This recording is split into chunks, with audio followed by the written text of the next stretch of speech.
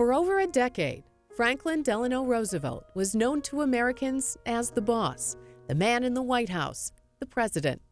He guided the country through some of its most troubling endeavors, a constant in a world beset by great instability.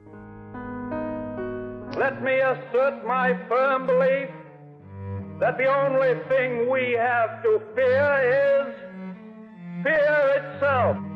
When President Roosevelt took office for the first time in 1932, the United States was racked with depression. Millions were out of work. Banks were failing. Farms and factories were foreclosing. Hope seemed a distant fantasy. But hope would begin to take shape within the first 100 days of Roosevelt's presidency. Every ounce of strength, every resource at our command, we have devoted and we are devoting to the end of justifying your confidence.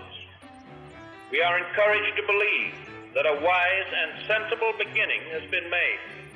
Roosevelt's rush of New Deal legislation rallied a stagnant economy. Slowly but surely, banks reopened. Men and women went back to work.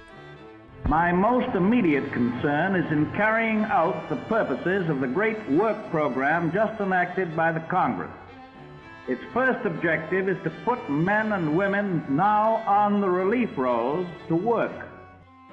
Relief, reform, and rejuvenation would mark Roosevelt's first term as president, carrying him onto a second term, where he continued to plow a path towards recovery. We in America know that our own democratic institutions can be preserved and made to work. But in order to preserve them, we need to act together. Throughout his presidency, Roosevelt wasn't just the man in the White House. He was the man in every house.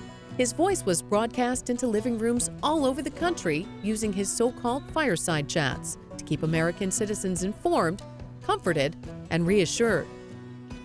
On this Sabbath evening in our homes, in the midst of our American families, let us calmly consider what we have done and what we must do. By Roosevelt's third term, what we must do became an all-encompassing consideration as the nation stood on the brink of World War. We are now in this war. We're all in it, all the way. Every single man, woman, and child is a partner in the most tremendous undertaking of our American history. We must share together the bad news and the good news, the defeats and the victories, the changing fortunes of war. With World War II, President Roosevelt was confronted with yet another exceptional undertaking. The free world was at stake, and to preserve it, Roosevelt directed a unified front the likes of which America had never seen before. Some of us are fighting the war in airplanes 5 miles above the continent of Europe or the islands of the Pacific, and some of us are fighting it in mines deep down in the earth of Pennsylvania or Montana. By 1944, Roosevelt steered the United States beyond a Great Depression and was in the midst of achieving victory in a global war. Asking anyone else to finish what he started seemed ludicrous to most Americans. And despite signs of the aging president's deteriorating health, Roosevelt was elected for a fourth term. People wanted him to live. He thought he would live out his term. He was thinking this was the last term, this was retirement, finish the war, retire to Warm Springs. He was actually thinking ahead. For his fourth term, Roosevelt chose Harry S. Truman, a senator from Missouri, to replace Henry Wallace as vice president. Henry Wallace was very liberal, a little too liberal even for the liberals. And my grandfather was a good compromise candidate. A good compromise in the event that the feeble 63-year-old Roosevelt wouldn't live out the rest of his term. No matter who you talk to, you get conflicting thoughts. Even in my family, I would ask my mother one day, "Didn't you know how sick FDR was?" And, "Oh, yes." And then you ask her some other time, it's like, "Well, no, we thought he would make it through." This country had kind of a national, not amnesia, we fooled ourselves. We wanted to fool ourselves that the man who had been president for more than 12 years had brought us through the Great Depression was indestructible. We hoped he was. But hope wouldn't be enough.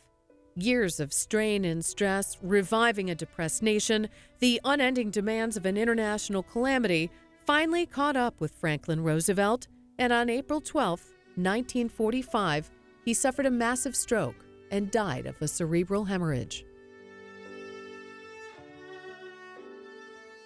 The loss of Franklin Delano Roosevelt was deeply felt by people all around the world.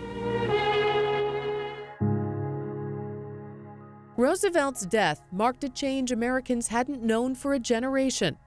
For the first time in years, they had a new commander-in-chief, one not named Roosevelt, but instead named Truman. He himself said when he found out he was president, he felt like the sun, the moon, and all the planets had fallen on him.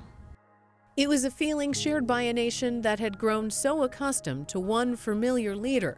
But Roosevelt's death would hardly break the country. His time spent in office saw the emergence of a strong, united America, a world power that was only just beginning to hit its stride.